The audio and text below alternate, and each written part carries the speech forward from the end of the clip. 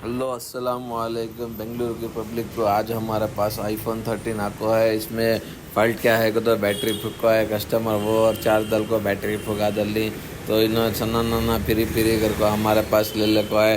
फ़ौरन porter book कर को मंगा को कस्टमर को क्या है इमीडिएट डाल को दे विटिन 10 मिनट्स में ये आपको टेक रियल टेक की बैटरी एकदम जेन्युइन बैकअप है। बहुत ज़बरदस्त बैटरी अननोन पार्ट दिखाता लेकिन बैटरी 100 की स्पीड में भाग रही है। इसका नहीं तो अभी तुम्हारे दोस्तान ने आईफोन 13 रहा तो आज जो कम से कम लोएस्ट प्राइस में दल को देती हैं। मार्केट में 3,500-4 हज़ार चल रहा है। तुम्हारा भाई कहना है तो खाली 2,500 में हो जाता इंशाल्लाह।